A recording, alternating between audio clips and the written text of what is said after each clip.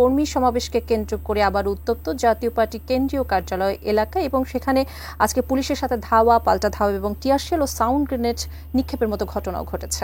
সেখানে আছেন আমাদের সহকর্মী মনিরুল ইসলাম মিন্টু, বিস্তারিত জানতে সরাসরি যুক্ত হচ্ছি তার সঙ্গে। মিন্টু, সাংবাদিকদের ব্রিফ করার কথা ছিল, সে ব্রিফিংটা এখনো হয়েছে কিনা, আর এই মুহূর্তে সেখানকার পরিস্থিতি কি দেখছেন? জাতীয় পার্টির নেতাকর্মীদের সঙ্গে পুলিশের ধাওয়া পাল্টা ধাওয়া, টিয়ারশেল নিক্ষেপ এবং গ্রেনেড হামলার ঘটনার পর জাতীয় পার্টির পক্ষ থেকে আমাদের জানানো হয়েছিল যে 5টার দিকে জাতীয় পার্টির চেয়ারম্যান অথবা মহাসচিব একটি ব্রিফ করবেন। তবে 4:30টার পর জাতীয় পার্টি অফিসের সামনে আবার উত্তেজনা ছড়িয়ে পড়ে।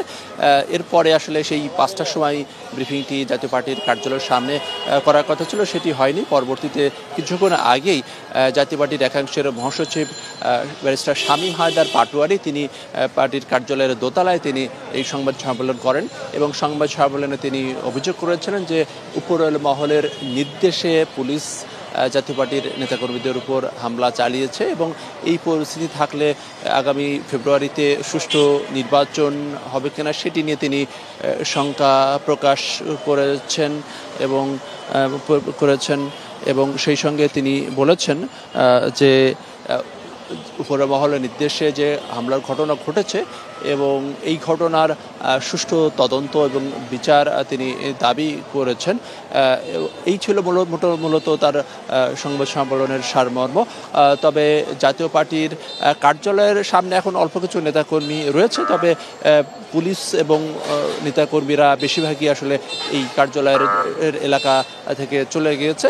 4:30টার পর থেকে মোটামুটিভাবে পরিস্থিতি ধীরে ধীরে শান্ত হয়ে এসেছে। এখনও জাতীয় পার্টির একাংশের যে মহাসচিব শামীম হায়দার পাটোয়ারি এবং জিএম কাদের জাতীয় পার্টির চেয়ারম্যান তারা কার্যালয়ের ভেতরে অবস্থান করছে এবং এর আগে পুলিশের পক্ষ থেকে রমনার যে উপপুলিশ কমিশনার তিনি বলেছিলেন যে আসলে জাতীয় পার্টির এই যে কর্মী সভা, সেই কর্মী সভার যে অনুমতি সেই অনুমতি ছিল না এবং এই সড়কটিকে আটকে রেখে তারা এই কর্মী সভাটা করছিল এবং এই বিষয়ে তারা বারবারই এখান থেকে সরে যাওয়ার জন্য অনুরোধ করলেও সেটি মানেনি, যার কারণেই আসলে পুলিশ বাধ্য হয় তাদেরকে সরিয়ে দেওয়ার জন্য, এমনই পুলিশের পক্ষ থেকে জানানো হয়েছে। তবে এই ঘটনায় জাতীয় পার্টির পক্ষ থেকে দাবি করা হচ্ছে বেশ কয়েকজন আহত হয়েছে এবং অনেকে হাসপাতালে ভর্তি রয়েছে। তবে পুলিশের পক্ষ থেকে বলা হয়েছে যে এই ঘটনা আসলে কোনো